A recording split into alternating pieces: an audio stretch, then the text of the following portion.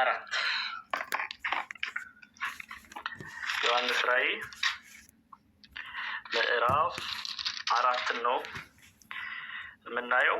እንግዲህ መግቢያውን ተምረናል። ምዕራፍ 1 እስከ 3 ያለውን ክፍል እግዚአብሔር አምላክ ረድቶን ተምረናል። ፈተና ተማሪዎች ተፈትናችኋል። እንግዲህ ምን አይነት ውጤት እንዳመጣችሁ ያው ራሳችሁ ፈትሻችኋል ብዬ ገምታለሁ። አሁን እግዚአብሔር ቢረዳን ከምዕራፍ 4 ጀምሮ እስከ ምዕራፍ 7 ያለውን ክፍል እንማርና ደግሞ ፈተና ትወስዳላችሁ ማለት ነው። እንደ ፋይናል ኤግዛም ምን ያህል ተምረናል፣ ምን ያህል አውቀናል፣ የት ላይ ነው ያለ ነው የሚለውን ሀሳብ ለማወቅ ለመረዳት በዛ ሂደት እንቀጥላለን። ዛሬ ከምዕራፍ 4 ነው ምን ጀምረው። እንግዲህ ምዕራፍ 4 በዚህ ላይ እያየን በደንብ እንቀጥላለን ማለት ነው። የዮሐንስ ራእይ ምዕራፍ 4 እነሆ ተጀመረ። እሺ ተዘጋጅታችኋል? ለምትጽፉ ሪኮርድ የምታደርጉ ልጀምር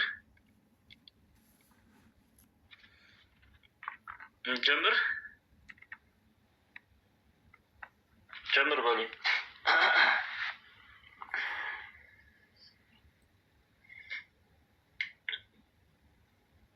እሺ መልካም። እሺ ልቀጥል አይደል? እሺ በቃ ራዕይ ዮሐንስ ምዕራፍ 4 ተጀምሯል። መግቢያ ጨርሰናል። ምዕራፍ 1 2 3 ጨርሰናል። ምዕራፍ 4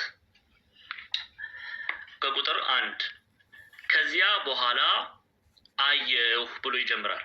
ከዚያ በኋላ አየሁ ምን ማለት ነው? ከዚያ በኋላ አየሁ ሲል ሌላ ራዕይ ነው። የጊዜ ሁኔታ አይደለም እየተናገረ ያለው፣ የጊዜ ሁኔታ አይደለም። ሌላ የተለየ ራዕይ አየሁ፣ የተለየ ራዕይ እግዚአብሔር አምላክ ገለጠልኝ። ኦኬ ሲል ነው። አንድ በትርጓሜያችን ተመልከቱ። ከዚያ በኋላ አየሁ፣ እነሆም በሰማይ የተከፈተ ደጅ እንደ መለኮትም ሆኖ ሲናገረኝ የሰማሁት ፊተኛው ድምፅ ወደዚህ ውጣና ከዚህ በኋላ ሊሆን የሚያስፈልገውን ነገር አሳይሃለሁ አለ። ከዚያ በኋላ አየሁ ሲል ሌላ ራዕይ እየተናገረ፣ ሌላ ራዕይ ተገለጠልኝ፣ ሌላ ሚስጥር ተገለጠልኝ፣ ሌላ እውቀት ተገለጠልኝ እያለ ነው። በደንብ አድርጋችሁ ስሙኝ። መጀመሪያ ትርጓሜውን አባቶች ትርጓሜ እንመልከትና እንመለሳለን። ተመልከቱ። እሺ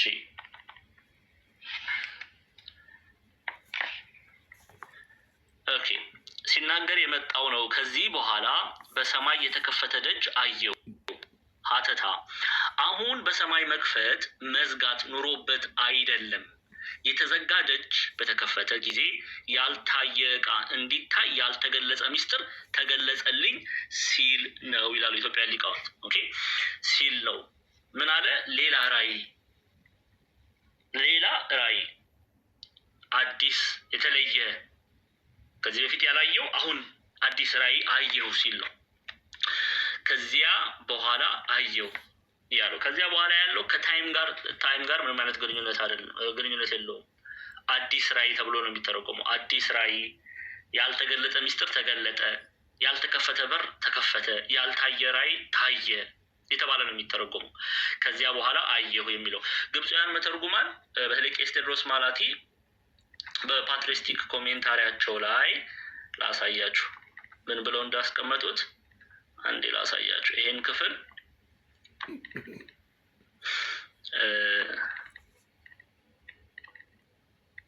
ይኸው ከዚያ በኋላ የሚለው ወይም አፍተር ዲስ የሚለው ወይም ከዚያ በኋላ። እሺ ቀሲስ ኤፍሬም መጥተዋል። በፈቃደኝነት አንድ ሰው ብቻ፣ ሁለት እንዳትወርዱ አደራችሁን፣ እባካችሁን አድምጡ። አንድ ሰው ብቻ ለቀሲስ ቦታ እንስጣቸው። ቀሲስ ኤፍሬም ስለመጡ አይ ቲንክ ደመራ ፕሮግራም እያለቀ ነው መሰለኝ። አዎ መጡ አገልጋዮች። ዲያቆን ክርስቶፎሮስም መጥተዋል። እሺ አንድ ሰው ቤቲ ወይ ሰኒ ጽናት አንዳችሁ ህይወት። እሺ ለአባቶች አንዬ አንድ ሰው እሺ አንድ ሰው ብቻ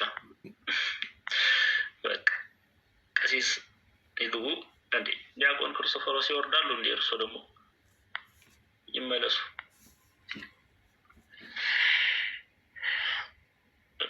እሺ እንቀጥል። አፍተር ዲስ ሲል ኦኬ፣ ማለትም ከዚህ በኋላ አፍተር ዲስ የሚለው ክፍል ራዕየ ዮሐንስ ምዕራፍ 4 ከዚያ በኋላም አየው ሲል ምን ማለቱ ነው የሚለውን ምን ብሎ አስቀምጦታል። after this is often repeated and it does not mean succession of time.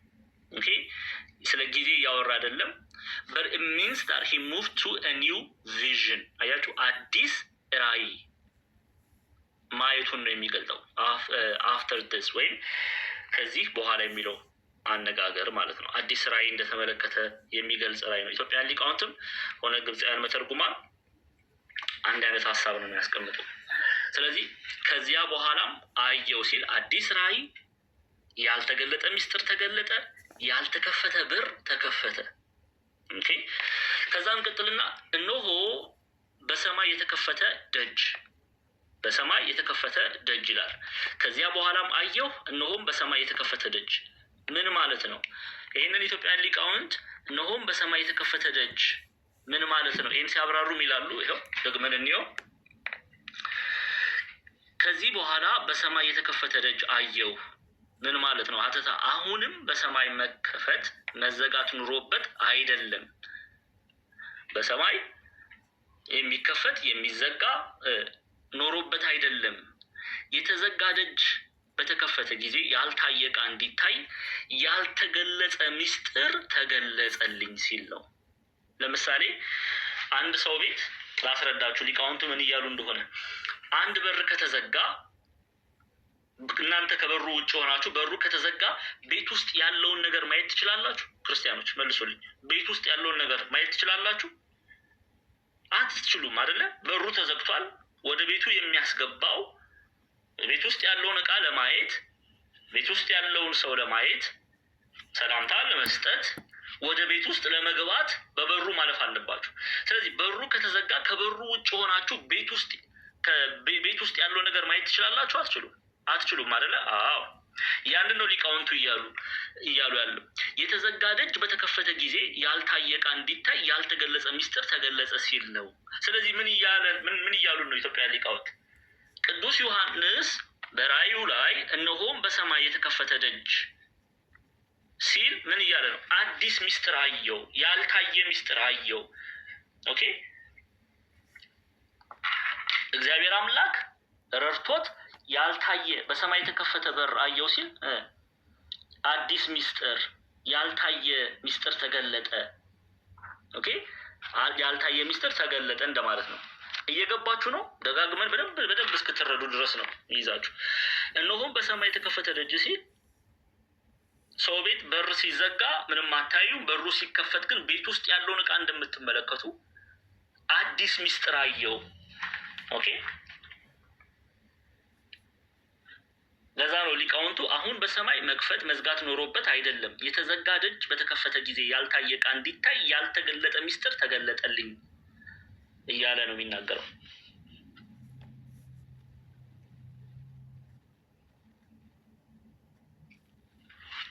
አዲስ ሚስጥር አየ። እሺ፣ መጽሐፍ ቅዱሳዊ አስረጅ ልስጣችሁ አንዴ። ዘፍጥረት አንድ ደቂቃ ታገሱኝ፣ ይህን ሀሳብ በደንብ እንድትረዱ።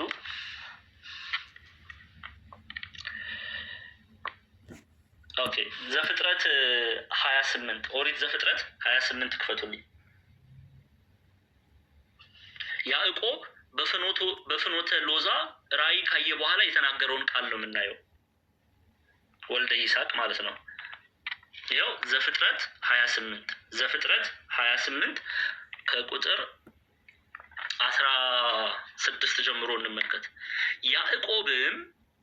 ያዕቆብም ከእንቅልፉ ተነስቶ በእውነት እግዚአብሔር በዚህ ስፍራ ነው፣ እኔ አላወቅኩም ነበር አለ። ፈራ፣ እንዲህም አለ፣ ይህ ስፍራ እንዴት ያስፈራል! ይህ ስፍራ የእግዚአብሔር ቤት ነው እንጂ ሌላ አይደለም። ይህም የሰማይ ደጅ ነው አለ። ይህም የሰማይ ደጅ ነው። ሚስጥር ስላየ ነው። ያልታየ ሚስጥር ስላየ ስለተገለጠለት ራእይ የሰማይ ደጅ ብሎ ይጠራል። የሰማይ ደጅ ነው። ምንድን ነው ያየው? ይኸው ከቁጥር ያዕቆብ ከቤርሳቤ ወደ ካራን ሲሄድ እያለን እንዘምር የለ? ምንድን ነው ያየኸው? ያዕቆብም ከቤርሳቤ ወጥቶ ወደ ካራን ሄደ። ወደ አንድ ስፍራም ደረሰ። ፀሐይም ጠልቃ ነበር። ከዚያ አደረ። በዚያም ስፍራ ድንጋይ ያነሳ፣ ከራሱም በታች ተንተርሶ በዚያ ስፍራ ምን አለ? ተኛ። ህልምንም አለመ ብለን በዜማ እንድዘመርን ማለት ነው። ህልምም አለመ። በዚህ በደፍ ባርጋችሁ ህልምም አለመ፣ እነሆም መሰላል በምድር ላይ ተተክሎ ራሱም ወደ ሰማይ ደርሶ እነሆም የእግዚአብሔር መላእክት ይወጡበት ይወርዱበት ነበር። እነሆም እግዚአብሔር በላይ ቆሞበት ነበር። እንዲህም አለ፣ የአባት የአብርሃም አምላክ የይስሐቅ አምላክ እኔ ነኝ፣ እኔ እግዚአብሔር ነኝ። ይህችን አንተ የተኛህበትን ምድር ለአንተ ለዘርህም እሰጣለሁ፣ ዘርህም እንደ ምድር አሸዋ ይሆናል። እስከ ምዕራብና እስከ ምስራቅ፣ እስከ ሰሜን እስከ ደቡብ ትስፋፋለህ። የምድርም አሕዛብ ሁሉ በአንተ በዘርህም ይባረካሉ። እነሆም እኔ ካንተ ጋር ነኝ፣ በምትሄድበትም መንገድ ሁሉ ጠብቀሃለሁ፣ ወደዚህች ምድር እመልስሃለሁ፣ የነገርሁህን ሁሉ እስካደርግልህ ድረስ አልተውህምና ካለው በኋላ ተመልከቱ ቁጥር 16 ላይ ያዕቆብም ከእንቅልፉ ተነስቶ ይሄንን ራእይ ካየ በኋላ፣ ይሄንን ኒው ቪዥን ካየ በኋላ፣ ይሄንን አዲስ ምስጢር ካደመጠ በኋላ ያዕቆብም ከእንቅልፉ ተነስቶ በእውነት እግዚአብሔር በዚህ ስፍራ ነው፣ እኔ አላወቅኩም ነበር አለ። ከዛስ ቁጥር 17 ላይ ፈራ፣ እንዲህም አለ፣ ይህ ስፍራ እንዴት ያስፈራ! ይህ ስፍራ የእግዚአብሔር ቤት ነው እንጂ ሌላ አይደለም። ይህም የሰማይ ደጅ ነው። አያችሁ፣ ይህም የሰማይ ደጅ ነው። ለዚህ ነው ኢትዮጵያውያን ሊቃውንት በትርጓሜው ላይ አሁን በሰማይ መክፈት መዝጋት ኑሮበት አይደለም፣ የተዘጋ ደጅ በተከፈተ ጊዜ ያልታየ ዕቃ እንዲታይ ያልተገለጸ ሚስጥር ተገለጸልኝ ሲል ነው ያለው። ተመሳሳይ ተመልከቱ፣ ኢትዮጵያውያን ሊቃውንት የተናገሩትን ሀሳብ ግብፃውያን መተርጉማንም ይኸው በፓትሪስቲክ ኮሜንታራቸው ላይ is often repeated and it does not mean succession of time። ስለ ጊዜ ስለ ሰዓት አይደለም እየተናገረ ያለው, but it means that he moved to a new vision። አዲስ ራእይ ማየቱን ነው እየተናገረ ያለው። ግልጽ ነው ኦርቶዶክሳውያን ክርስቲያኖች። ያዕቆብ ከቤርሳቤ ወደ ካራን ሲሄድ ህልውም አማካሪ የዮሐንስ ራእይ ምዕራፍ 4። ስለዚህ ከዚህም በኋላ አየው፣ እነሆም በሰማይ የተከፈተ ደጅ። የሚተረጎመው እንደዚህ ነው ትርጓሜው። እሺ ፈተና ላይ ደግሞ 0 አምጡ አሏችሁ። እንደዚህ እኮ ሂድ ግልጽ ነው ትላላችሁ፣ በኋላ ላይ እኔ የለሁበትም። እሺ እንቀጥል። እንደ መለኮትም ሆኖ ሲናገረኝ የሰማሁት ፊተኛ ድምፅ ይላል። እንደምን ሆኖ?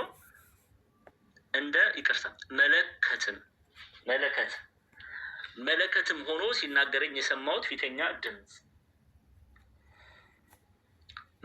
እንደ መለከትም ሆኖ ሲናገረኝ የሰማሁት ፊተኛ ድምፅ ይላል። መለከት ምን ማለት ነው? መጀመሪያ ድምፁን ሁሉ እንሰማለን ዛሬ በተቻለ መጠን። ኦኬ አንዴ የእንግሊዝኛ መጽሐፉ ምንድን ነው የሚለው? and the first voice which I heard as it were of a trumpet ብሎ ነው የሚጠራው። መለከት ይለዋል፣ ከመለከት ጋር ያነጻጽረዋል። የሰማው ድምፅ እንደ መለከትም ሆኖ ሲናገረኝ የሰማሁት ፊተኛ ድምፅ ይላል። አሁን ሚስጥሩን ከማየታችን በፊት መለከት ምን አይነት ድምፅ ያወጣል የሚለውን እንዲህ በተቻለ መጠን ይሄንን ሀሳብ እንድትረዱ መለከት ሲነፋ ያለውን ድምፅ እንስማ እስቲ ለትንሽ ደቂቃ። ማይክሮፎኑን ትንሽ ከፍ ላድርገው። መለከት ወይም ትራምፔት ይሉታል። በነገራችን ላይ በራዕየ ዮሐንስ ላይ ደጋግመን ስለ መለከት የምናያቸው ነጥቦች አሉ። ለምንድን ነው መለከት የተጠቀሰው የሚለውንም በትርጓሜ እንመለከታለን ማለት ነው። እሺ ድምፁን ከፍ ላድርገው።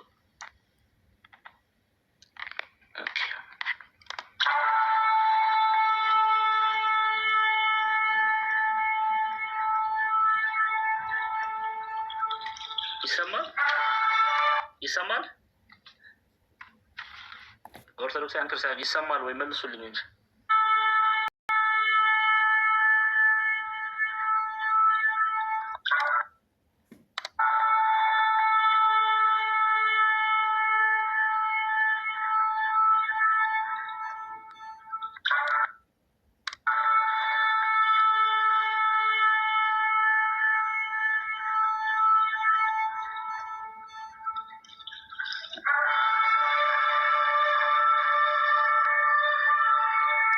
እሺ ይቆራረጣል እያሉኝ ነው። ቀሲስ አንድ ያስተካክሉት።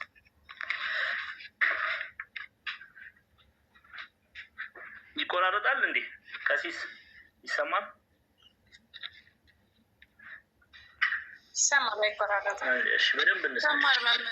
አሁን ትንሽ ይቻላል ግን አልፏል።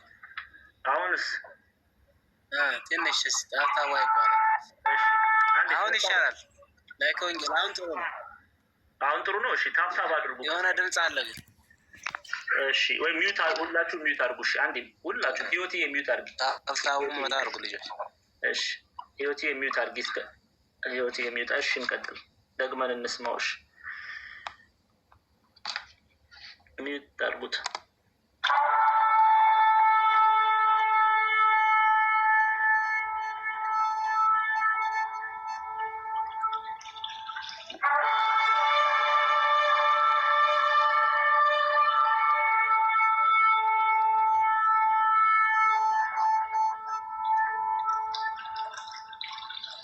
የሚለውን ለመረዳት ነው። ከዛ አኳያ ነው።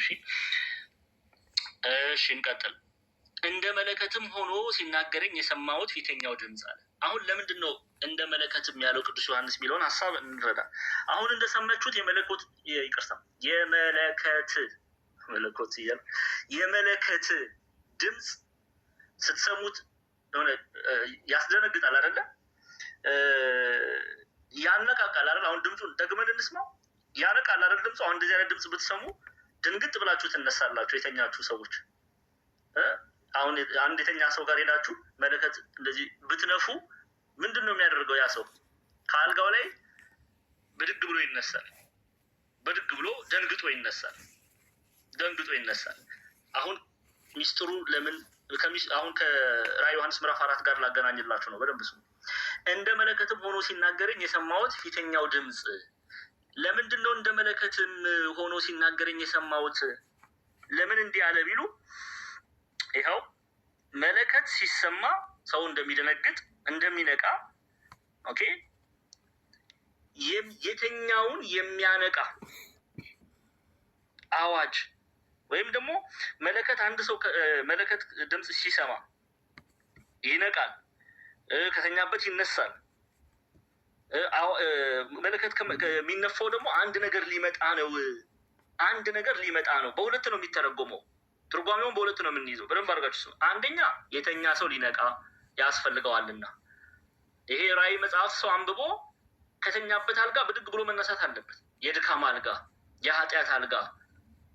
የመለከት ድምፅ ስንሰማ ብድግ ብለን እንደምንነሳው በንስሐ በስጋ ወደሙ ተነስተን ወደ እግዚአብሔር ቤተክርስቲያን መቅረብ መቻል አለብን። አንደኛው ይሄ ነው። ሁለተኛው ሰው የመለከት ድምፅ ሲሰማ አንድ ነገር ሊመጣ ነው ብሎ ያስባል። አይታችኋል? አሁን በቤተክርስቲያን ውስጥ አያለው አንዳንዴ ይገጥመኛል። እንዲያው ቀሲስ እሱም ያግዙኛል። ቀሲስ ቀለመወርቅ ታቦት ሲወጣ ምናምን መለከት የሚነፉ ሰዎች አሉ። አንድ ሁለት ቦታ ገጥሞኛል።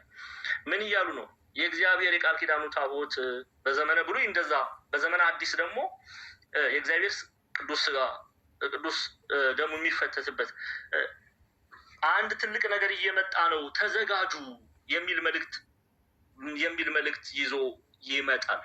ስለዚህ እንደ መለከትም ሆኖ ሲናገረኝ የሰማሁት ፊተኛው ድምፅ ማለቱ መለከትን መጠቀሙ ሁለት ትርጓሜ ያለው። አንደኛው የተኛ ይነቃ ዘንድ፣ ሁለተኛው ደግሞ አንድ ነገር ሊመጣ ነው፣ አንድ ሚስጥር ሊገለጥ ነው፣ አንድ ራዕይ ሊገለጥ ነው፣ አንድ ያልታየ ነገር አሁን ሊታይ ነው። በምን?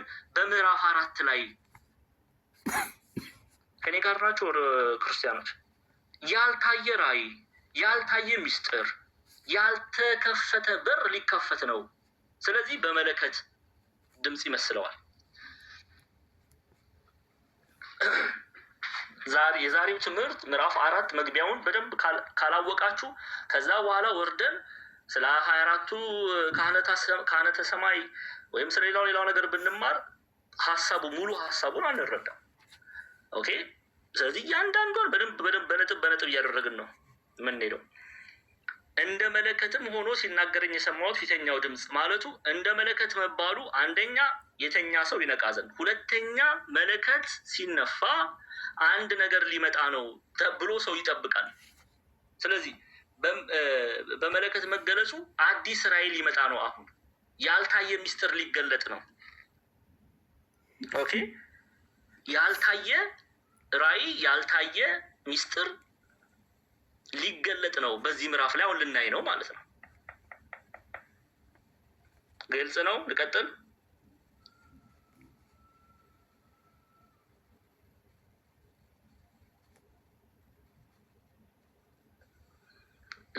እሺ፣ በኋላ እኔ አልመለስም። እሺ፣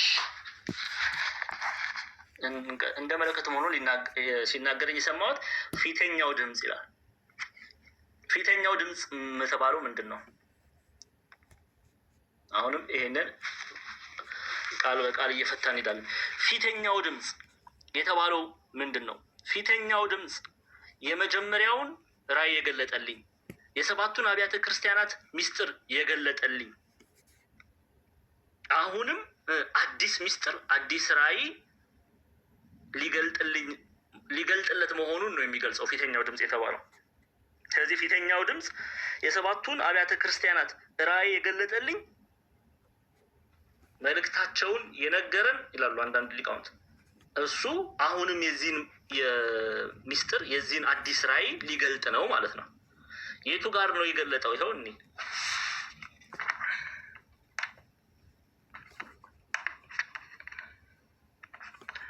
ራዕየ ዮሐንስ ምዕራፍ 1 ላይ እንመለስ። ያው የሚናገረኝን ድምፅ ለማየት ዘወር አልኩ። ዘወርም ብዬ 7 የወርቅ መቅረዞች አየሁ። በመቅረዞችም መካከል የሰው ልጅ የሚመስል አየሁ። እርሱም እስከ እግሩ ድረስ ልብስ የለበሰው፣ ደረቱም በወርቅ መታጠቂያ የታጠቀ ነበር። ራሱና የራሱ ጠጉርም እንደ ነጭ የበግ ጠጉር እንደ በረዶም ነጭ ነበሩ። ዓይኖቹም እንደ እሳት ነበልባል ነበሩ። እግሮቹም በእቶን የነጠረ የጋለ ናስ ይመስሉ ነበር። ድምፁም እንደ ብዙ ውሃዎች ድምፅ ነበረ። በቀኝ እጁ 7 ከዋክብት ነበሩት። ከአፉም በሁለት ወገን የተሳለ ስለታም ሰይፍ ወጣ። ፊቱም በኃይል እንደሚበራ እንደ ፀሐይ ነበረ። ባየሁትም ጊዜ እንደሞተ ሰው ሆኜ ከእግሩ በታች ወደቁ። ቀኝ እጁንም ጫነብኝ፣ እንዲህም አለኝ፣ አትፍራ፣ ፊተኛ መጨረሻ ሕያው እኔ ነኝ። ሞቼም ነበርሁ፣ እነሆም ከዘላለም እስከ ዘላለም ድረስ ሕያው ነኝ። የሞትና የሲኦል መክፈቻ አለኝ። እንግዲህ ያየኸው አሁንም ያለውን ከዚህም በኋላ ይሆን ዘንድ ያለውን ጻፍ ብሎ ሚስጥሩን ገለጠለት። ይኸው ቁጥር 20 ላይ ያየውን ራእይ ገለጠለት። በቀኝ እጅ ያየሃቸው 7 ከዋክብት የሰባቱ የወርቅ መቅረዞች ሚስጥር ይህ ነው። 7 ከዋክብት የሰባቱ አብያተ ክርስቲያናት መላእክት ናቸው። 7ቱ መቅረዞች 7ቱ አብያተ ክርስቲያናት ናቸው እያለ ይሄ ድምፅ ራእዩን ገለጠለት። ለ7ቱ አብያተ ክርስቲያናት የተላከውን መልእክት ገለጠለት። አሁን ያን ጨርሰናል። ምዕራፍ 2 ምዕራፍ 3ን ጨርሰናል። አዲስ ራእይ ነው አሁን እያየን ያለ ነው። በደንብ አድርጋችሁ አስተውሉ። አዲስ ራእይ ነው እያየን ያለ ነው። አሁን ይሄንን ራእይ ነው በደንብ እንስማ። ይሄንን ራእይ የገለጠልኝ ለሰባቱ አብያተ ክርስቲያናት የላከውን በተለይ ምዕራፍ 2 እና ምዕራፍ 3 ላይ የላከውን ራእይ የገለጠልኝ ያ ድምፅ አዲስ ራእይ ሊገልጥ ነው። አሁንም እግዚአብሔር አዲስ ራእይ ሊገልጥልኝ ነው፣ ሚስጥሩን ሊገልጥልኝ ነው እያለ ነው። ይኸው እንደ መለኮትም ሆኖ ሲናገረኝ የሰማሁት ፊተኛው ድምፅ፣ ፊተኛው ማለት ለሰባቱ አብያተ ክርስቲያናት ራእዩን የገለጸልኝ ፊተኛው ድምፅ አሁን ደግሞ አዲስ ራእይ ሊገልጽልኝ ነው፣ አዲስ ሚስጥር ሊገልጽልኝ ነው።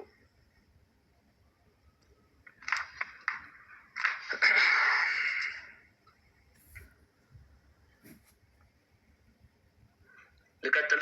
ግልጽ ነው። በደንብ ሀሳቡ እየገባችሁ ነው ብዬ ተስፋ አደርጋለሁ። ግልጽ ነው። ኦርቶዶክሳውያን መቀጠል ይችላሉ አይደለ? እሺ፣ መልካም። በደንብ አድርጋችሁ ስሙ። እሺ፣ ቀጠለ። ወደዚህ ውጣና ከዚህ በኋላ ሊሆን የሚያስፈልገውን ነገር አሳይሃለሁ አለ ይላል። ኦኬ፣ ወደዚህ ውጣና ከዚህ በኋላ ሊሆን የሚያስፈልገውን ነገር አሳይሃለሁ አለ። ወደዚህ ውጣ ምን ማለት ነው? ጉድ እኮ ነው። አሁን ወዴት ነው ወደዚህ ውጣ ሲል ምን ማለት ነው? አሁን ይህ ሚስጥር ያስፈልገዋል አይደለ? ለዚህ አይደለ ራእይ ትርጓሜ የምትማሩት? ወደዚህ ውጣ ሲለው ምን እያለው ነው? ኦኬ፣ እኛ ደግሞ ኢትዮጵያውያን ኦርቶዶክሳውያን ክርስቲያኖች አባቶች አሉን። ኦኬ፣ አባቶች ኮሜንታሪ የሰሩ ትርጓሜ የሰሩ አባቶች አሉን። እነሱ ደግሞ ይነግሩናል። ወደዚህ ውጣ ማለቱ ምን ማለት ነው? ይኸው ምን እያለን ነው? ወደዚህ ና አለኝ አለ፣ ከአእምሮ ወደ አእምሮ እውቀት ወደ እውቀት አፋለሰኝ ብለው ኢትዮጵያውያን ሊቃውንት ይተረጉሙታል። ምን ማለት ነው? ወደዚህ ውጣ ሲለኝ ሌላ እውቀት፣ ኦኬ፣ ሌላ ሚስጥር፣ ሌላ ጥበብ ተብሎ ይተረጎማል። ወደዚህ ና አለኝ ከአእምሮ ወደ አእምሮ ከእውቀት ወደ እውቀት አፋለሰኝ ተብሎ ይተረጎማል። ከመጀመሪያው እውቀት የመጀመሪያው እውቀት ምንድን ነው? የሰባቱ አብያተ ክርስቲያናት። ከዛስ ደግሞ አሁን ደግሞ አዲስ እውቀት፣ አዲስ ሚስጥር፣ አዲስ ራእይ፣ አዲስ በር ሊከፈት ነው። የእውቀት በር ማለት ነው። የእውቀት በር ማለት ነው። ወደዚህ ና የሚለው እንዲህ ነው የሚተረጎመው። ወደዚህ ና አለኝ ከአእምሮ ወደ አእምሮ ከእውቀት ወደ እውቀት አፋለሰኝ።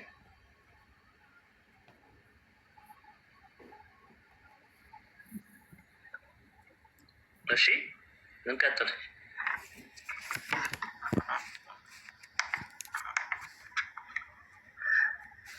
ወደዚህ ውጣና ከዚህ በኋላ ሊሆን የሚያስፈልገውን ነገር አሳይሃለሁ አለ ይላል። ከዚህ በኋላ ሊሆን ያለውን እኔ ያሳይሃለሁ፣ ራእዩን ገልጥልሃለሁ። ምንድን ነው የሚሆነው? ወደፊት የሚሆነው እኔ ያሳይሃለሁ። ወደፊት የሚሆነውን እኔ ያሳይሃለሁ።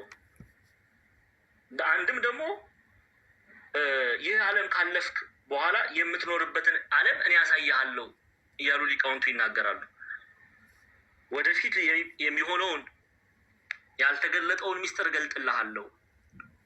ከዚህ ዓለም ካለፍክ በኋላ የምትኖርበትን መንግስት አሳይሃለሁ ብለው ይተረጉሙታል ኢትዮጵያ ሊቃውንት።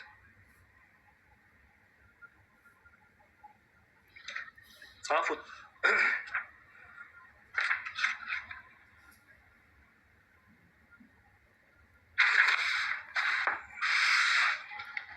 ስለዚህ የሚያስፈልገውን ነገር አሳይሃለሁ። ከዚህ በኋላ ሊሆን የሚያስፈልገውን ነገር አሳይሃለሁ።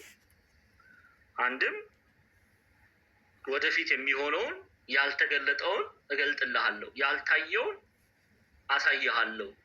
አንድም ይላሉ ከዚህ ዓለም ካለፍክ በኋላ የሰው ልጅ የሚኖርበትን እግዚአብሔርን ጠብቀው የሚመላለሱ የሚኖሩበትን አሳይሃለሁ። ከዚህ ይህች ዓለም ካለፈች በኋላ እቺ የምንኖርባት ምድር ካለፈች በኋላ ሌላ አዲስ ዓለም አለ፣ ሌላ አዲስ መንግስት አለ። ስለዚህ ያንን አሳይሃለሁ።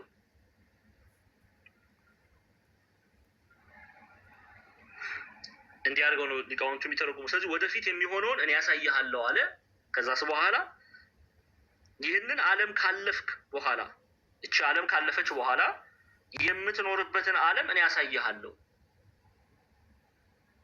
ማን ነው እንደዚህ ያለው? እግዚአብሔር አምላክ። ማን ነው እንደዚህ ያለ? እግዚአብሔር አምላክ። ጌታችን መድኃኒታችን ኢየሱስ ክርስቶስ መጥቶ ለጻድቃን ከፈረደ በኋላ በኃጥአን ላይ ከፈረደባቸው በኋላ የእርሱ የሆኑትን ይዞ ይሄዳል። ይሄ እንግዲህ ዘመን ፍጻሜ በኋላ ማለት ነው። ያንን እየተናገረ ነው ያለ። አሳይሃለሁ፣ የምትኖርበትን አሳይሃለሁ። ዓለም ከተፈጠረ ጀምሮ የተዘጋጀላችሁን መንግስት እንደሚል ያችን መንግስት አሳይሃለሁ፣ መኖሪያህን አሳይሃለሁ ይላሉ። እና ያለን ምን አይነት መኖሪያ እንደሆነ ቅዱሳን መላእክት የሚኖሩበትን አሳይሃለሁ፣ አገልግሎትህ ምን እንደሚመስል አሳይሃለሁ። እሺ እንቀጥል። ግልጽ ነው? እየጻፋችሁ ነው? ቁጥር 2 ወዲያው በመንፈስ ነበሩ ይላል። ወዲያው በመንፈስ ነበሩ ምን ማለት ነው? ተስፍዬ እሺ፣ እግዚአብሔር አክብርልን። ብትገባ ጥሩ ነው ተስፍሽ። እሺ፣ ወዲያው በመንፈስ ነበሩ ይላል። በደንብ ስሙ። በምን ነበርኩ አለ? በመንፈስ ነበሩ። ምን ማለት ነው? ወዲያው በመንፈስ ነበሩ ሲባል መንፈስ ቅዱስ አበረታኝ። ኦኬ፣ ሚስጥሩን እንድረዳ ራእዩን እንድረዳ መንፈስ ቅዱስ ረዳኝ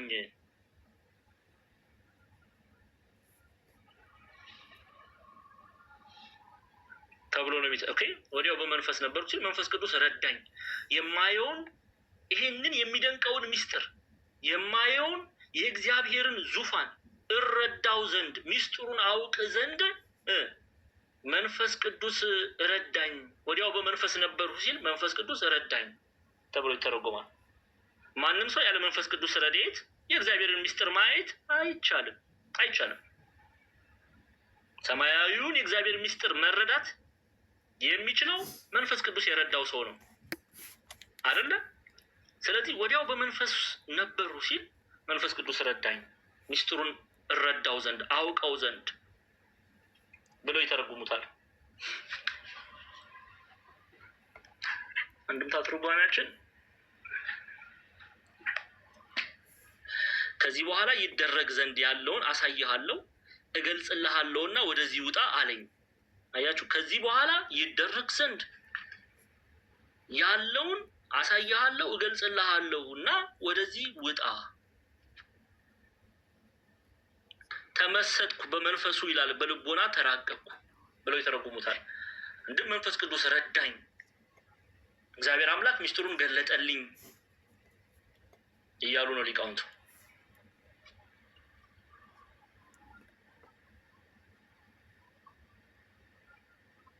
እሺ እንመለስ።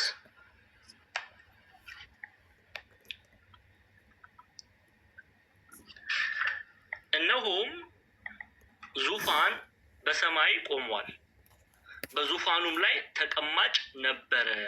እነሆም ዙፋን በሰማይ ቆሟል፣ በዙፋኑም ላይ ተቀማጭ ነበረ ይላል። አሁን ቃል በቃል እናያለን።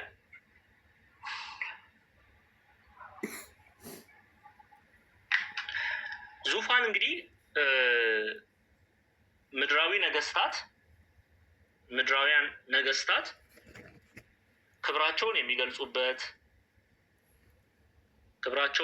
የሚገልጹበት የክብራቸው መገለጫ ተደርጎ ይታያል። ለምሳሌ መጽሐፍ ቅዱስ ላይ በጣም ብዙ ቦታ ዙፋን የሚለውን ሀሳብ እናያለን። በተለይ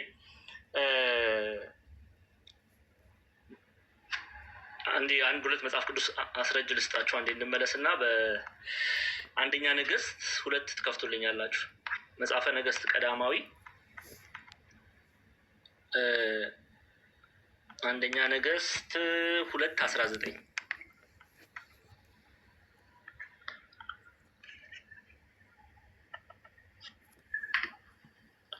ቤርሳቤህም የአዶንያስን ነገር ትነግረው ዘንድ ወደ ንጉስ ወደ ሰሎሞን ገባች። ኦኬ።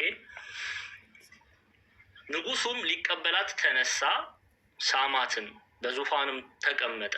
ለንጉሱም እናት ወንበር አስመጣላት፣ በቀኙም ተቀመጠች። ስለዚህ ንጉሱም ሊቀበላት ተነሳ፣ ሳማትም፣ በዙፋኑም ተቀመጠ ይላል።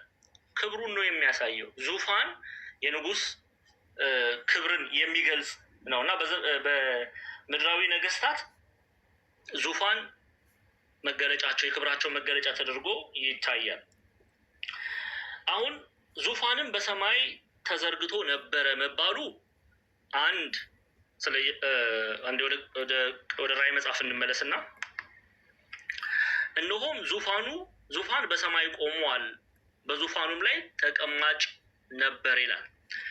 አንድም መንግስቱ ሰማያዊ መሆኑን የሚገልጽ ነው። በሰማይ መባሉ ኦኬ፣ በሰማይ መባሉ የእግዚአብሔር መንግስት እግዚአብሔር አምላክ ከነገስት ከፍ ባለ ዙፋኑ ከፍ ባለ ሁኔታ መገለጡ አንድም የነገስታት ንጉስ በምድርም በሰማይም እርሱ ገዢ መሆኑን የሚገልጽ ነው። ምን ያህል ክብሩ ከፍ ያለ እንደሆነ የሚያስረዳ ነው። ስለዚህ በዚህ መልኩ መገለጡ ክብሩን ያሳያል። በነገራችን ላይ አንድ የመጽሐፍ ቅዱስ ክፍል እንድናይ የምፈልገው አለ። ኢሳይያስ ምዕራፍ 6 ክፈቱልኝ። ኢሳይያስ ምዕራፍ 6 ይህንኑ ሀሳብ ኢሳይያስ ምዕራፍ 6 ላይ ከቁጥር 1 ጀምረን እንመልከተው። አንዴ ትንቢተ ኢሳይያስ ምዕራፍ 6 ቁጥር 1 ይኸው። ንጉሥ አዝያን በሞተበት ዓመት እግዚአብሔርን በረጅምና ከፍ ባለ ዙፋን ላይ ተቀምጦ አየሁት ይላል። አያችሁ፣ እግዚአብሔርን በረጅምና ከፍ ባለ ዙፋን ላይ ተቀምጦ አየሁት። የልብሱም ዘርፍ መቅደሱን ሞልቶት ነበረ። ዙፋኑ ምን ያለ ነው? ከፍ ያለ ነው። በዚህ አገላለጽ መገለጹ የነገስታት ንጉስ የአማልክት አምላክ መሆኑን ለመግለጽ ነው። የእርሱ ክብር የሚነጻጸር የሚወዳደር የሌለ መሆኑን የሚገልጽ ነው። ከፍ ማለቱ ክብሩን ነው የሚናገረው። የሚደርሰው ምድራዊ ነገስታት ዙፋን ቢኖራቸውም የእነርሱ ዙፋን እንደርሱ አይነት ዙፋን አይደለም።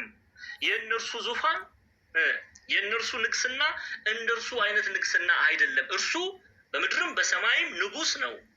ስለዚህ ከፍ ባለ ዙፋን በራእይ ይመለከቱታል ማለት ነው።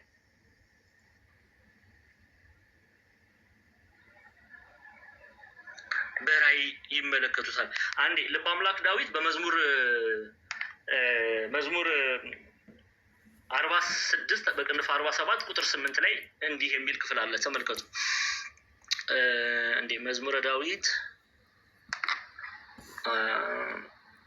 ቁጥር 8 ነው ያልኳችሁ። ይኸው እግዚአብሔር በአህዛብ ላይ ነገሰ። እሱ የነገስታት ንጉስ ነው። እግዚአብሔር በአህዛብ ላይ ነገሰ። እግዚአብሔር በቅድስናው ዙፋን ይቀመጣል ይላል።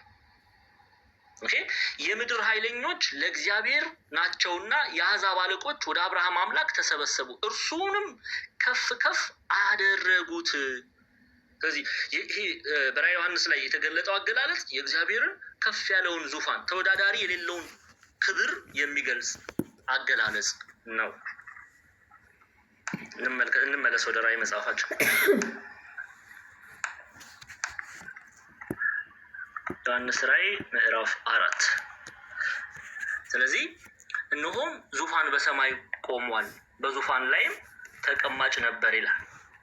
በዙፋኑም ላይ ተቀማጭ ነበረ። ለምን አለ እንደዚህ? በዙፋኑ ላይ የተቀመጠው ማን ነው? እግዚአብሔር አምላክ። የመጽሐፍ ቅዱስ ይነግረናል። ይህንን አንደኛ ነገስት ምዕራፍ 22ን መመልከት ይቻላል።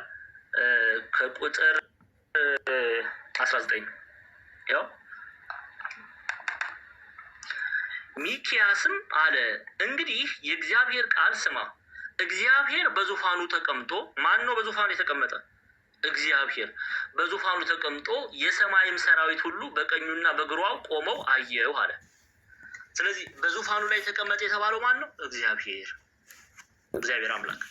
ስለዚህ እግዚአብሔር በዙፋኑ ተቀምጦ የሰማይም ሰራዊት ሁሉ በቀኙና በግራው ቆመው አየሁ ይላል። ስለዚህ ራዕየ ዮሐንስ ላይ በዙፋኑ ላይ ተቀማጭ ነበረ መባሉ ማንን ይናገራል? እግዚአብሔርን የሚናገር ቃል ነው።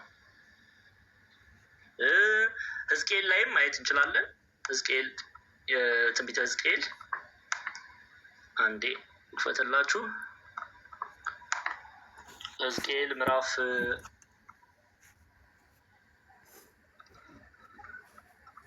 1 ቁጥር 26 ያው በራሳቸውም በላይ ካለው ጠፈር በላይ የሰንፔር ድንጋይ የሚመስል የዙፋኑ አምሳያ ነበረ፣ በዙፋኑም አምሳያ ላይ እንደ ሰው መልክ አምሳያ ነበረ ይላል። ሕዝቅኤል ደግሞ እንደ ሰው መልክ አምሳያ ነበረ፣ በዙፋኑም አምሳያ ላይ እንደ ሰው መልክ አምሳያ ነበረ እያለ ይገልጻል። ዮሐንስ ባየው ራእይ ላይ ደግሞ ምን ብሎ አስቀምጦልናል? በዙፋኑ ላይ ተቀማጭ ነበረ። ግን ማን ነው በዙፋኑ ላይ የተቀመጠው? ማን ነው? እግዚአብሔር አምላክ።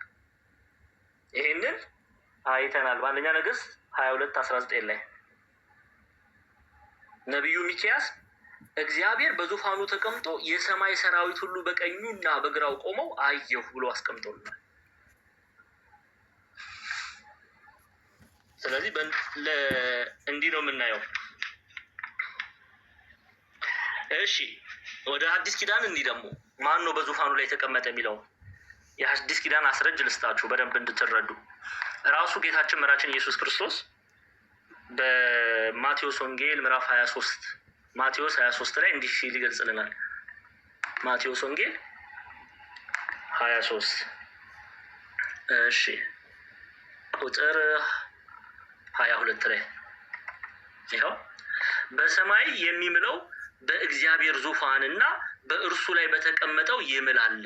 አያችሁ፣ በሰማይ ማን የሚምለው አለ ጌታችን በወንጌል ሲያስተምር፣ በሰማይም የሚምለው በእግዚአብሔር ዙፋንና በእርሱ ላይ በተቀመጠው ይምላል። ስለዚህ በዙፋኑ ላይ የተቀመጠው ማን ነው? እግዚአብሔር አምላክ። እግዚአብሔር አምላክ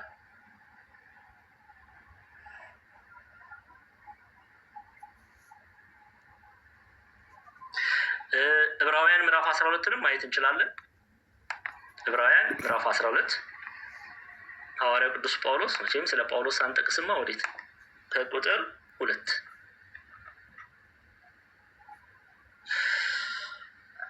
ያው ሐዋርያው ቅዱስ ጳውሎስ ይለናል፣ እንግዲህ እነዚህን የሚያህሉ ምስክሮች እንደ ደመና በዙሪያችን ካሉልን እኛ ደግሞ ሸክምን ሁሉ ቶሎም የሚከበንን ኃጢአት አስወግደን የእምነታችን ራስና ፈጻሚ ኢየሱስን ተመልክተን በፊታችን ያለውን ሩጫ በትዕግስት እንሩጥ። እርሱም ነውርን ንቆ በፊቱም ስላለው ደስታ በመስቀል ታግሶ በእግዚአብሔር ዙፋን ቀኝ ተቀምጧልና። አያችሁ፣ አንዱ ኢየሱስ ክርስቶስ እሱ እግዚአብሔር መሆኑን የምናሳይበት አንዱ የቤተክርስቲያን የመጽሐፍ ክፍል ዕብራውያን 12 ነው። ስለዚህ በዙፋኑ ላይ ተቀመጠ የተባለው እግዚአብሔር ነው። እንመለስ።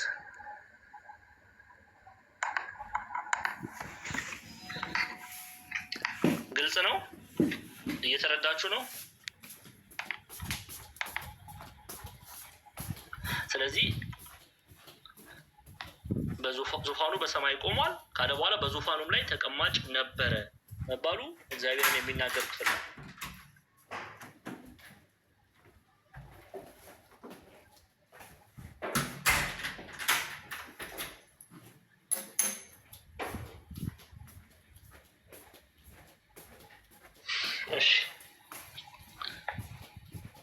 አሁን እዚህ ጋር ቆም እንበልና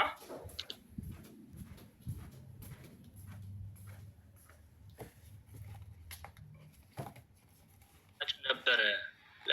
ለምንድን ነው ቅዱስ ዮሐንስ ኢንስቴድ ኦፍ በዙፋኑ ላይ ተቀማጭ ነበረ ከሚል በዙፋኑ ላይ እግዚአብሔር አየሁት ወይም እግዚአብሔር ነበረ ብሎ ያላስቀመጠው?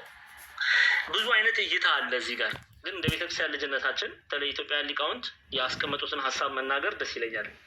ለምሳሌ ቅዱሳን እግዚአብሔርን ባዩት ጊዜ ይላሉ እግዚአብሔርን አየነው ብለው ከመናገር ይልቅ ስለ እግዚአብሔር ያዩትን ይናገራሉ። ምክንያቱም እግዚአብሔርን በምልአትና በኩነት ፈጽሞ ሊያየው የሚችል የለምና ይላሉ ኢትዮጵያውያን ሊቃውንት። ኦኬ፣ ግን በሰማይ ቆሟል በዙፋኑ ላይ ተቀማጭ ነበረ ብሎ ያስቀመጠበት ስለዚህ ምክንያት ነው ብሎ ያስቀምጣሉ። ይህንን ሀሳብ እንይዝና በዙፋኑ ላይ የተቀመጠው ግን እግዚአብሔር እንደሆነ ተረድተን ወደ ቁጥር 3 እንሄዳለን ማለት ነው። እሺ ቁጥር 3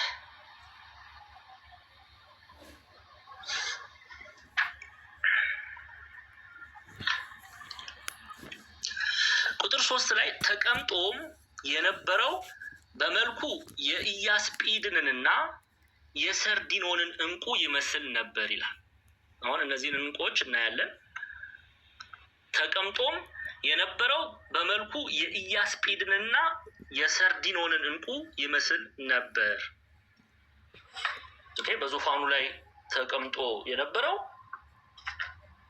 በምን መስሎ? በኢያስጲድና ሰርዲኖን በተባሉ ድንጋዮች ተመስሏል። እነዚህ ታላላቅ ድንጋዮች ማዕድናት ናቸው። በእነሱ ይመስለዋል። ኢያስጲድ የተባለ ምንድን ነው? ሰርዲኖን የተባለ ድንጋይ ምን ይመስላል የሚለውን ደግሞ እንመልከት። ኦኬ፣ እሺ፣ ወደ ራእያችን እንመለስ፣ ወደ እንትኑ እንመለስ። አንዴ ኢያስጲድ የተባለው እንደዚህ አይነት መልክ ያለው ማዕድን ነው። ሰርዲኖን የተባለ እንደዚህ አይነት መልክ ያለው ማዕድን ነው። ኢያስጲድ፣ ሰርዲኖን። እንግዲህ ኢያስጲድ አረንጓዴ ነው እንደምታዩት፣ ብርሃን አስተላላፊ ነው። ብርሃን አስተላላፊ ነው።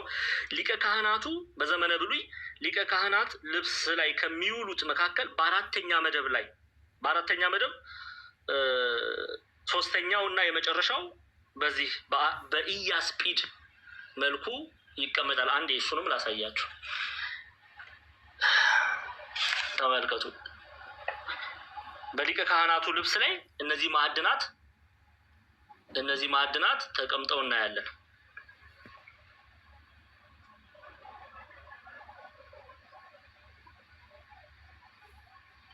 ኦኬ፣ ይህንን አስረጅ ልስጣችሁ። መጽሐፍ ቅዱስ ዘጸአት አንዴ 28 አንዴ ትርጓሜው አለ። ለምንድን ነው በዚህ በኢያስጲድ እና በሰርዲኖን ለምን ተመሰለ የሚለውን ሀሳብም የምንመለከት ይሆናል ማለት ነው። ግን ከዛ በፊት አንዴ አስረጅ ልስጣችሁ። ዘጸአት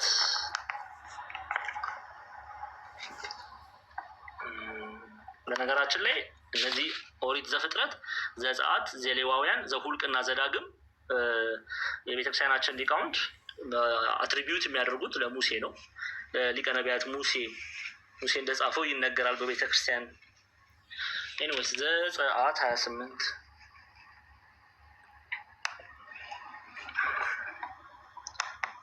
ከቁጥር 20 እሺ፣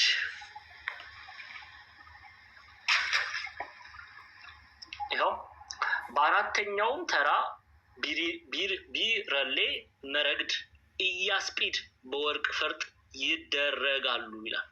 ምን አልኳችሁ? ኢያስጲድ። አንዱ ድንጋይ አንዱ ማዕድን በተለይ ራእይ 4 ላይ የተነሳው ኢያስጲድ ነው። ኢያስጲድ አንዱ ማዕድን እናያለን ማለት ነው። 39 ላይም ማየት እንችላለን። 39 ላይም ብናይ ከቁጥር 13 ይኸው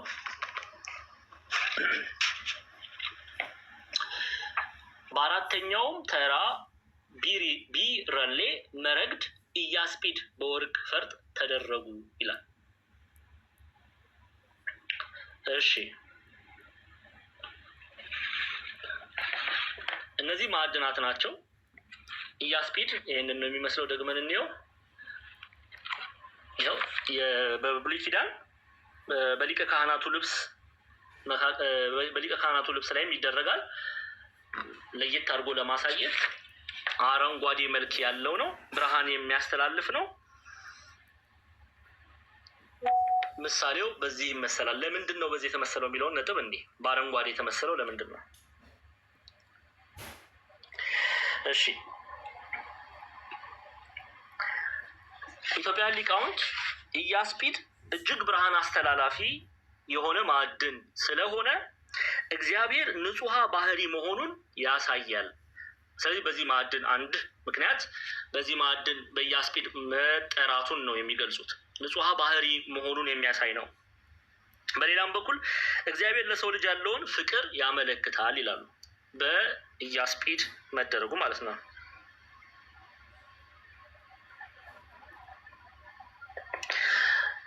ኦኬ፣ ንጹሐ ባህሪውን የሚገልጽ ነው።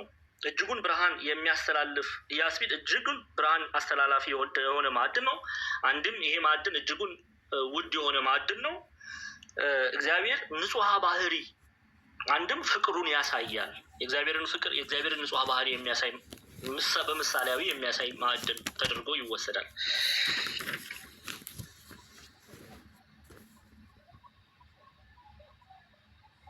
እሺ፣ ሰርዲኖን ደግሞ በዚህ አይነት ነው።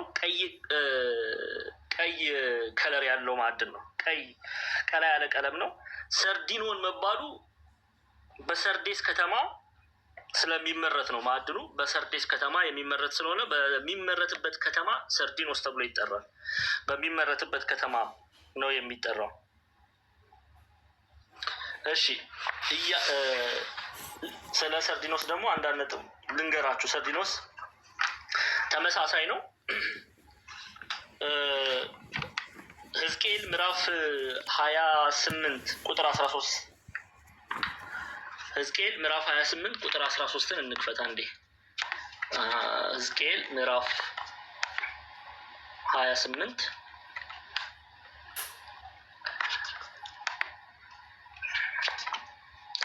ምዕራፍ 28 ቁጥር 13 እናገኘዋለን። ይኸው በእግዚአብሔር ገነት በኤድን ነበሩ የከበረ ዕንቁስ ሁሉ ሰርዲዮን፣ ቶጳዚዮን፣ አልማዝ፣ ብርሌ፣ መረግድ፣ ኢያስጴድ፣ ሰንፔር፣ በሉር የሚያብረቀርቅ ዕንቁ ወርቅ ልብስህ ነበረ። የከበርኸውን የእምቢልታ ስራ በአንተ ዘንድ ነበረ፣ በተፈጠርህበት ቀን ተዘጋጅተው ነበር ይላል። ኦኬ የሰው ልጅ ሆይ በጢሮስ ንጉሥ ላይ ሙሾ አሞሽተህ እንዲህ በለው፣ ጌታ እግዚአብሔር እንዲህ ይላል፣ ጥበብን የተሞላህ በውበትህም የተፈጸም መደምደሚያም አንተ ነህ። ኦኬ የጢሮስ ንጉሥ ካጌጣቸው ማዕድናት ውድ ማዕድናት መካከል አንዱ ነው። ይኸውና ሰርዲዮን ወይም ሰርዲኖን ወይም ሰርዲኖን እያሉ ይጠሩታል። ስለዚህ ይሄ በጣም ውድ ማዕድን ነው። ቀይ ከለር ያለው ማዕድን ነው። ኢትዮጵያ ሊቃውንት ለምንድን ነው የእግዚአብሔር በዚህ ማዕድን መገለጡ ምኑን ያሳያል ቢሉ ኃያልነቱን የሚገልጥ ነው። ለምሳሌ ሰርዲኖን ቀይ እንደሆነ ሁሉ እግዚአብሔርም ይላሉ የሚባላ እሳት ነው። እሳት ስትመለከቱ ምንድን ነው? መቼም እሳትን በፎቶ አሳየኝ እንደማትሉ አውቃለሁ። ቀይ ነው አይደለ? ቀያማ ከለር ነው ያለው እና እግዚአብሔርም የሚባላ እሳት ነው። ኦኬ እግዚአብሔርም የሚባላ እሳት ነው ማለትም በኃጢአተኞች ላይ የሚፈርድ አምላክ መሆኑን የሚገልጽ ነው። ኦኬ ስለዚህ ኢያስጲድ ቅድም ያየነው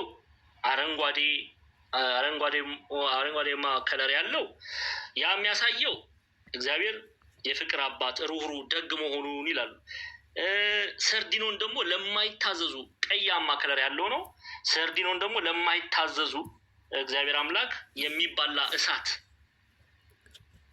ኃያል ገናና መሆኑን ያሳያል።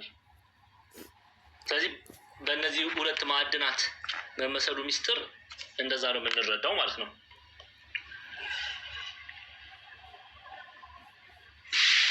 እሺ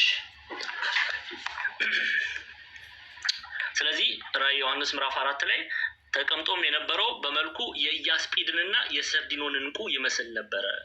ቀይና አረንጓዴ ማዕድናትን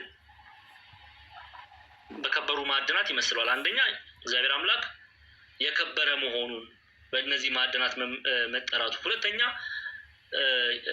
በኢያስጲድንና ሰርዲኖን ኢያስጲድ ደግ ሩህሩህ አምላክ መሆኑን፣ ሰርዲኖን ደግሞ ፈራጅነቱን ለማይታዘዙ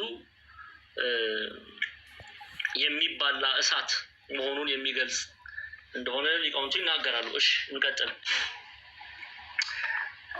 በመልኩም መረግድን የመሰለ ቀስተ ደመና በዙፋኑ ዙሪያ ነበር ይላል። ኦኬ በመልኩም መረግድን የመሰለ ቀስተ ደመና በዙፋኑ ዙሪያ ነበረ። መረግድ ምንድን ነው የሚለውን ሀሳብ እናያለን። እንግዲህ መረግድ አረንጓዴ መልክ ያለው የቢሪሌ አይነት ነው። እንግዲህ ሊቀ ካህናት ልብስ ላይ ይውሉ ከነበሩት ማዕድናት አሁንም አንዱ ነው መረግድ ማለት። እነዚህ ማዕድናት ናቸው። እነዚህ ድንጋዮች በጣም የከበሩ ማዕድናት ናቸው። በእነሱ በዘመነ ብሉይ ሊቀ ካህናት ይለብሰው የነበረው ልብስ ላይ የሚውሉ ማዕድናት ናቸው። በእነሱ ነው እየመሰለው ያለው። ስለዚህ ደማቅ አረንጓዴ መልክ ያለው የብሪሌ አይነት ነው መረግድ የሚባለው።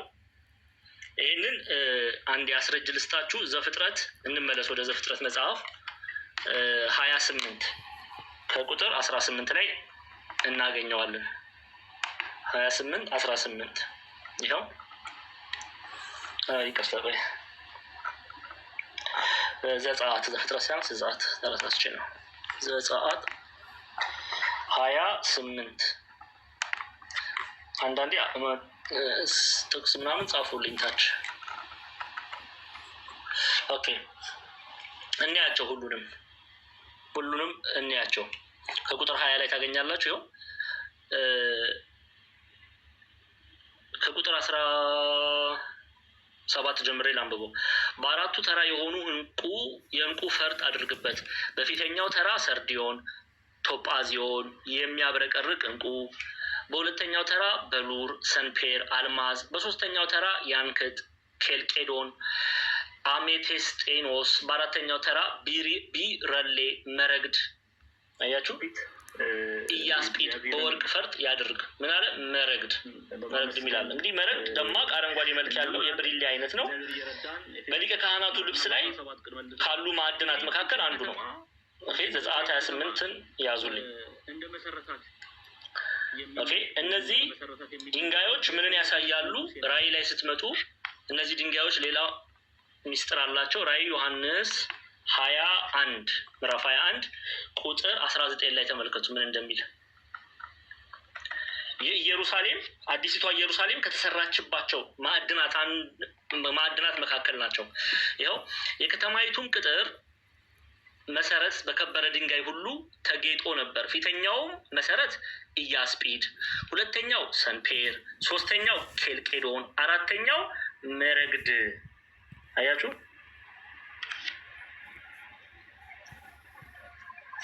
እሺ አሁን መረግድ በመረግድ ለምን ተመሰለ? አራተኛው መረግድ ይላል። እንመለስ ወደ ራእይ ዮሐንስ።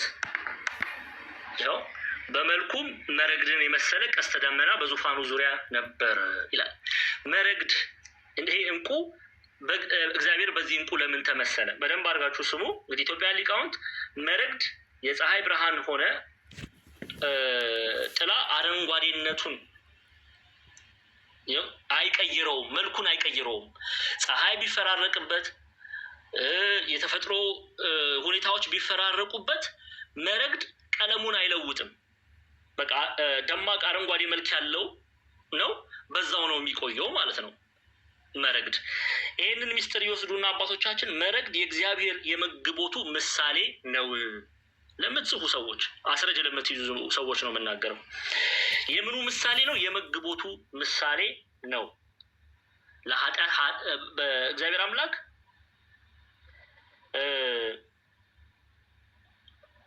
እኛ በደለኞች ብንሆን ጻድቅ ብንሆን መግቦነቱን አይከለክልም። ዝናብ ይዘንባል። ይኸው እኛ በደለኞች ሆነን ቃሉን አንሰማ ብለን በኃጢአት እየተመላለስን ፀሐይ ትወጣለች፣ ትገባለች፣ ዝናብ ይዘንባል፣ አላቆረጠም። መግቦነቱን መጋቢ መሆኑን በኃጢአተኛም በጻድቃን ላይ ይገልጻል። መልኩ አይለወጥም። ስለዚህ መረግድ ይመስሉታል። የእግዚአብሔር መግቦነት የተገለጠ ነው፣ አይቀያየርም። ስናጠፋም ስንበድልም በቅድስናም ብንመላለስ እግዚአብሔር ፀሐይን እያወጣ ዝናብን እያዘነበ ይመግባል። ስለዚህ በመረግድ ይመሰላል። አንዴ ጠብቁኝ እስቲ።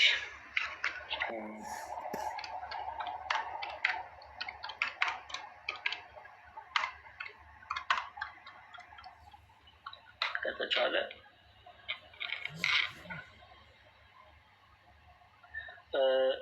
አንዴ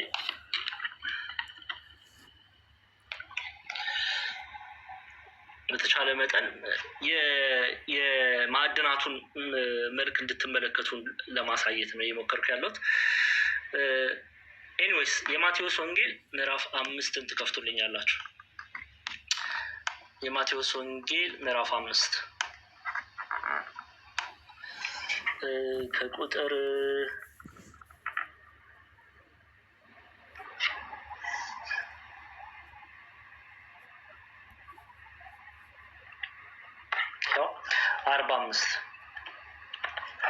ምን ብያቸዋለሁ? መረግድ ምሳሌነቱ የእግዚአብሔር መግቦነት ያሳያል ብያቸዋለሁ። ተመልከቱ ማቴዎስ ወንጌል ምዕራፍ 5 ቁጥር 45 ላይ እኔ ግን እላችኋለሁ በሰማያት ላለ አባታችሁ ልጆች ትሆኑ ዘንድ ጠላቶቻችሁን ውደዱ፣ የሚረግሟችሁን መርቁ፣ ለሚጠሏችሁ መልካም አድርጉ፣ ስለሚያሳድዷችሁ ጸልዩ። እርሱ ማለትም እግዚአብሔር እርሱ በክፉዎችና በበጎዎች ላይ ምንን ያወጣል አለ? ፀሐይን ያወጣልና በጻድቃንና በኃጢአተኞችም ላይ ዝናቡን ያዘንባል። አይቀየርም መልኩ እንደ መረግድ ማለት ነው። የመረግድ ማዕድን ይሄ ትልቅ ውድ የሆነ ማዕድን መልኩ አይቀየርም። ፀሐይ ቢፈራረቅበት፣ ሁኔታዎች ቢፈራረቁበት ማዕድኑ መልኩን አይለውጥም፣ አረንጓዴነቱን አይለውጥም። ስለዚህ መግቦነቱን የእግዚአብሔር መግቦነት ይናገራል። በመልኩም መረግድን የመሰለ ይላል። ከዛ ደግሞ ቀስተ ዳመና በዙፋኑ ዙሪያ ነበር ይላል። ቀስተ ዳመና በዙፋኑ ዙሪያ ነበረ። ያንን እንመለከታለን። ቀስተ ዳመና እንግዲህ መቼም ይህን ማያውቅ የለም፣ የቃል ኪዳን ምልክት ነው። በመጽሐፍ ቅዱስ ቀስተ ዳመና የቃል ኪዳን ምልክት ሆኖ እናነባለን። አስረጀ ልስጥ። እነዚህ ኦርቶዶክሳውያን ያለ ማስረጃ ነው እንዴ የሚያወሩት እንዳይሉን እኛ መጽሐፍ ቅዱስ ማስረጃ እንስጥ። ዘፍጥረት 9 ትከፍቱልኛላችሁ። ዘፍጥረት 9 ከቁጥር 12 ያው ከቁጥር 11 ጀምሬ ላንብቦ እስከ ቁጥር 13 ላንብቦ። እሺ በደንብ እየሰማችሁ ነው አይደለ? በደንብ የተማራችሁ ነው ክርስቲያኖች፣ በደንብ ያዙ። በኋላ ፈተና ላይ መፋጠጥ የለብንም። መቼም ከዚህ በኋላ አታሳፍሩኝም። መቶ ነው የምናየው። አባቶችም ደስ ነው የሚላቸው መቶ። እሺ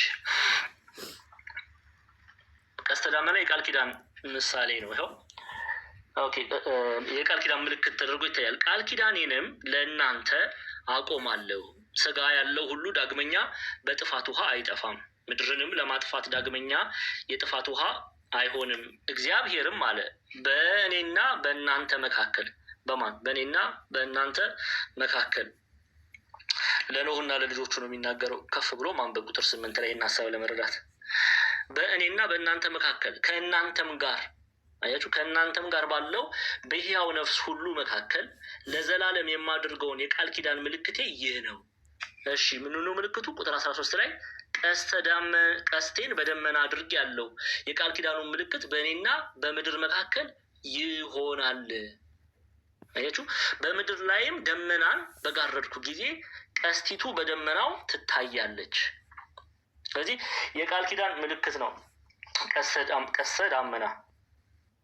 ቀስተ ዳመናን ደግሞ ስትመለከቱ በህቡር ቀለማት የተሞላ ነው። የተለያዩ ቀለማትን ያቀፈ ነው አይደለ? ቀስተ ዳመና ወይም ሬንቦ ይሉታል። በነገራችን ላይ ሰይጣን ይሄንን ወስዶ ለኃጢአት መገለጫ አድርጎ ይጠቀምበታል። እኛም ይሄ የሰይጣን ምልክት ነው እንላለን። መጠንቀቅ አለብን። የሰይጣን ምልክት ማን ነው የሰጠው? ይሄ ወንድ ከወንድ ሴት ከሴት ክፋትን ለሚያደርጉ ሰዎች ማን ነው የሰጠው ቀስተ ዳመና? እግዚአብሔርን እንዳንሳደብ ልንጠነቀቅ ያስፈልጋል። እግዚአብሔር ቀስተ ዳመናን የሰጠ የቃል ኪዳን ምልክት በኖህና በእርሱ መካከል በሰው ልጆች መካከል ምልክት ይሆን ዘንድ ነው። አጅሬ ክፉ መንፈስችን ወሰደና ለሌላ ነገር መጠቀም ያደረገው እና ልንጠነቀቅ ያስፈልጋል። በማወቅም ባለማወቅም እግዚአብሔርን መሳደብ የተገባ አይደለም። ኤኒዌይስ ቀስተ ዳመና የተለያዩ ምልክቶች አሉት። እንመለስ አንዴ። በፎቶ ላሳያችሁ ብዬ ነው።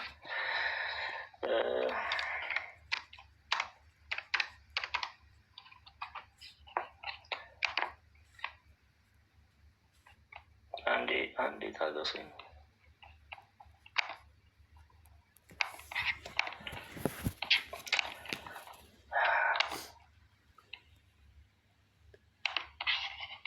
ኤኒዌይስ በተቻለ መጠን ያገኘሁትን እንትን ላሳያችሁ። ስለዚህ ቀስተ ዳመና የተለያየ ቀለማት ያሉት ምልክት ነው። ስለዚህ ምንን ያሳያል? ይሄ ምንን ያሳያል? እንጂ ይህን ምን ያሳያል ቢሉ እግዚአብሔር አምላክ የእግዚአብሔር ጸጋ ልዩ ልዩ መሆኑን የሚያሳይ ነው። አንድም ሁለት ትይዙልኛላችሁ ኢትዮጵያ ሊቃውንት። አንደኛው እግዚአብሔር ጸጋው ልዩ ልዩ መሆኑን ያሳያል። ሁለተኛው ደግሞ እግዚአብሔር አምላክ የአይሁድም የአሕዛብም የልዩ ልዩ ሕዝቦች አምላክ መሆኑን ያሳያል። የአይሁዳውያን ብቻ አይደለም፣ የሮማውያንም አምላክ ነው። የቀዩም የጥቁሩም የነጩም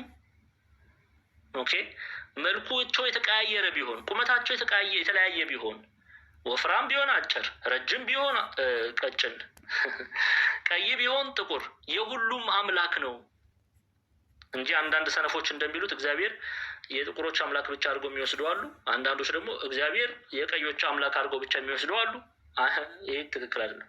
ኧረ አንዳንዱ እግዚአብሔር የኢትዮጵያን ብቻ አድርጎ የሚወስድም አለ። እግዚአብሔር በቃ ኢትዮጵያን ብቻ እንዲሁ እኮ ብቻ አንተ መድኃኒዓለም የተሻለ ዘመን አምጣልን። በስንቱ ተቃጠል። የሁሉም አምላክ ነው። የኢትዮጵያዊውም አምላክ ነው፣ የአሜሪካኑም አምላክ ነው። እንዲያው ለኢትዮጵያ ብቻ አድርገን መስጠት የተገባ አይደለም። ስለዚህ በቀስተ ደመና በዙፋኑም ዙሪያ መልኩ መረግድ የመሰለ ቀስተ ደመና ነበር መባሉ ይህንን ያሳያል። የሁሉም አምላክ መሆኑን የሚያሳይ ምስጢር ነው።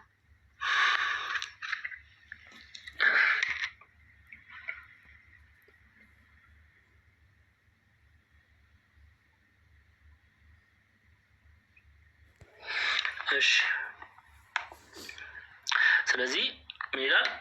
በመልኩም መረግድን የመሰለ ቀስተ ደመና በዙፋኑ ዙሪያ ነበረ የተባለው ስለዚህ ነው። እሺ አይ ቲንክ እዚህ ጋር እናቁም። ያው ደመራ አገልግሎትም ስላለ ወደ ቤተክርስቲያንም ስለሚሄድ እዚህ ጋር እናቁም። ግን ዛሬ የተማራችሁ አደራችሁን አንዳችሁም እንዳትቀሩ ከቁጥር 4 ጀምሮ እስከ 21 ላይ ስለ 24ቱ ካህናት፣ ስለ እግዚአብሔር ዙፋን ይሄ ሚስጥሩን ከዙፋን ውስጥ በዙፋኑ ላይ ያሉትን የእሳት መብራቶች፣ 7ቱ የእግዚአብሔር መናፍስት የሚባሉትን፣ ፊተኛው እንስሳ አንበሳን ይመስላል፣ ሁለተኛው እንስሳ ጥጃን ይመስላል መባሉ ሚስጥሩን በሰፊው እናያለን። ኦኬ። ስለዚህ ስለ 24ቱ ስለ 24ቱ ካህናተ ሰማይ ለምን 24 ተባሉ? እስከዛሬ አይዶን ነው ተምራችሁ የምታውቁ ልትኖሩ ትችላላችሁ። ግን ለምንድን ነው 24 የሆኑት? ለምን 12 አልሆኑም? ለምን 2 አልሆኑም? ለምን 1 አልሆነም? ለምን 7 አልሆነም? ምንን ይናገራል? አለው ትርጓሜ ያለው ሚስጥር አለው። 24 መሆናቸው ሚስጥር ምንድን ነው? ከዛ ስለ ካህናተ ሰማይ ሌላስ እንመለስ። ራእይ ላይ ነው ስለ አራቱም እንስሶች የምንማር ይሆናል። ብዙ ጊዜ ቤተክርስቲያን ውስጥ እንደዚህ አይነት በእግዚአብሔር ዙፋን ሲገለጥ የምናያቸው ማለት ነው። አንደኛው ሰውን ይመስላል። ሰው መምሰሉ ምንን ነው የሚናገረው? ሚስጥሩ ምንድን ነው? አንድም 4 መሆናቸው ምንን ይናገራል? 4 መሆናቸው ራሱ በቤተክርስቲያን ትርጓሜ ያለው። ለምን 1 አልሆነም? ለምን 4 ሆነ? ለምን የሰው ምስል ሆነ? ለምን የአንበሳ ምስል ሆነ? ለምን የጥጃ ምስል ሆነ? ለምን የንስር ምስል ሆነ? እያንዳንዱ ትርጓሜ ያለው። ለምን 4 ሆነ? ትርጉም አለው እያንዳንዱ። ኦኬ። ይህንን ሁሉ የምንማር የምናይ ይሆናል ማለት ነው። ስለዚህ ያው አዲስ ሚስጥር አዲስ ራእይ ያየን ነው እንግዲህ። ኦኬ። አዲስ ራእይ መለኮቱን ሰምተን ደግሞ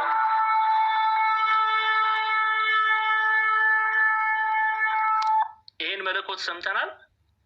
ኦኬ። አዲስ ነገር ሊመጣ እንደሆነ ተረድተናል። ከተኛንበት ነቅተናል። አዲስ የሆነውን ራእይ ያየን ነው ማለት ነው። ይህንን 4ቱን ሚስጥር ይቅርታ የምዕራፍ 4 ላይ የተገለጠውን ራእይ ኒው ቪዥን ብለው ኢትዮጵያንም ግብፃውያንም መተረጉማን ያስቀመጡትን አዲስ ቪዥን፣ አዲስ ራእይ፣ አዲስ ሚስጥር፣ አዲስ እውቀት፣ ከእውቀት ወደ እውቀት እየተሻገርን ነው ማለት ነው። ስለዚህ ጀምረናል ምዕራፍ 4ን። ዛሬ ምንድን ነው ቀኑ? አርብ ነው። ሰኞ እንጨርሳለን።